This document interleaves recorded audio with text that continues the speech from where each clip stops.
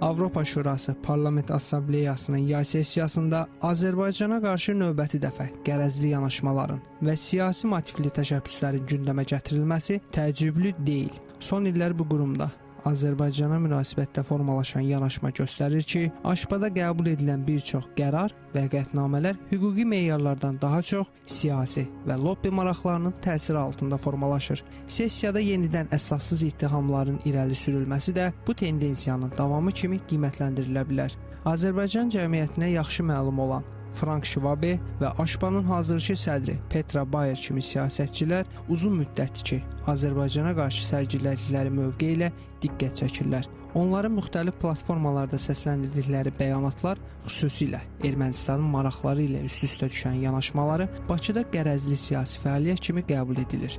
Məhz buna görə də AŞPAda növbəti anti-Azərbaycan təşəbbüslərinin həmin şəxslərin iştirakı ilə gündəmə gətirilməsi təsadüfi görünmür.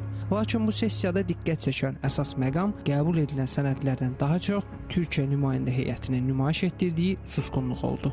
Azərbaycana qarşı səsləndirilən ittihamlar zamanı Türkiyəni təmsil edən deputatların, o cümlədən nümayəndə heyətinin rəhbərliyinin açıq mövqe ortaya qoymaması Azərbaycanda ciddi suallar yaratdı. Halbuki həmin müzakirələr zamanı bəzi digər ölkələrin deputatları, o cümlədən Ukraynadan olan nümayəndələr Azərbaycana münasibətdə daha obyektiv mövqe nümayiş etdirərək irəli sürülən ittihamlara etiraz etdilər. Üstəlik, AŞPAnın müvafiq komitəsində Azərbaycana dair hesabatın səs verməsi zamanı CHP-ni təmsil edən deputat Yunus Emre'nin hesabatın lehinə səs verməsi müxtəlif siyasi dairələrdə müzakirə mövzusuna çevrildi. Onun adının daha əvvəl Türkiyədə FETÖ ilə bağlı ittihamlar kontekstində çəkilməsi bu müzakirələrin siyasi fonunu daha da genişləndirdi. Bu hallar bəzi müşahidəçilər tərəfindən təsadüfi epizod kimi deyil, müəyyən siyasi xəttin davamı kimi qiymətləndirilir. Ümumilikdə CHP-nin bəzi nümayəndələrinin müxtəlif dövrlərdə Azərbaycanın maraqları ilə uzlaşmayan mövqelər sərgiləməsi də bu kontekstdə xatırlanır. Vaxtilə partiyanın keçmiş sədri Kemal Kılıçdaroğlu'nun təqdim etdiyi siyasi marşrut xəritəsində Azərbaycanın yer almaması da həmin yanaşmanın nümunələrindən biridir. Bu baxımdan partiyanın bəzi təmsilçilərinin AŞPAda nümayiş etdirdiyi mövqenin təsadüfi olmadığı görünür. Əlbəttə, bu cür qiymətləndirmələr Türkiyə dövlətinin rəsmi siyasətinə aid edilə bilməz.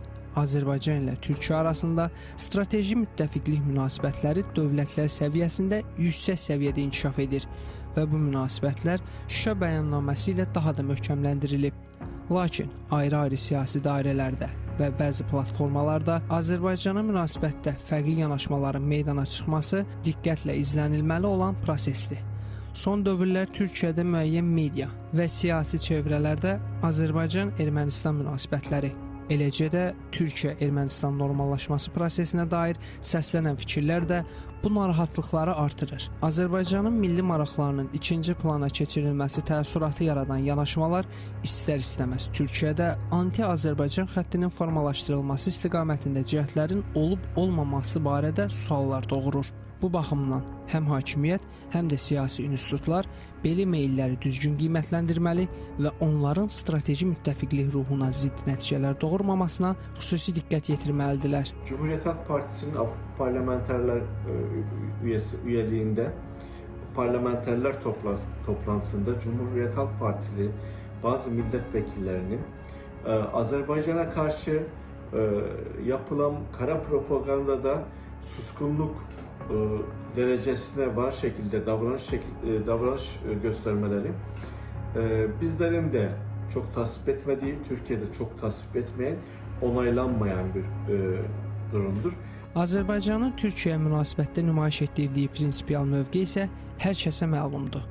Xatırlatmaq yerinə düşər ki, Prezident İlham Əliyevin 2014-cü ilin aprelin 26-sında Praqada dövlət və hökumət başçılarının iştirakı ilə Şərq tərəfdaşlığı proqramının 5 illiyinə həsr olunan samitdə səsləndirdiyi "Türkiyə burada yoxdur, mən buradayım" ifadəsi təkcə diplomatik jest deyil, iki ölkə arasındakı qardaşlığın və siyasi həmrəyliyin simvoluna çevrilmiş mesaj idi. Azərbaycan müxtəlif beynəlxalq təşkilatlarda Türkiyənin maraqlarını ardıcıl şəkildə müdafiə edib və bunu strateji müttəfiqliyin ayrılmaz hissəsi hesab edib. Baş verənlər təbiidir ki, bizim üçün təsadüfi deyil.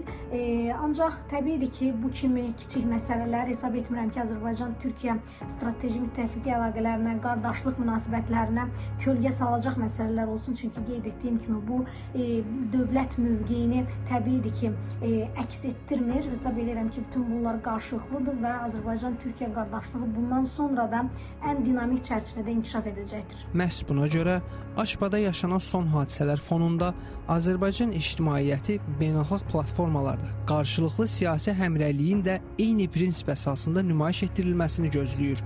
Strateji müttəfiqlik yalnız imzalanan sənədlərlə deyil, çətin məqamlarda nümayiş etdirilən siyasi iradə və qarşılıqlı dəstəklə ölçülür. Bu baxımdan Türkiyə nümayəndələrinin Aşbada sərgilədiyi susqun mövqeyin izah edilməsi həm Azərbaycan cəmiyyətində yaranan sualların aradan qaldırılması, həm də iki qardaş ölkə arasındakı etimad mühitinin daha da möhkəmləndirilməsi baxımından əhəmiyyət kəsb edir.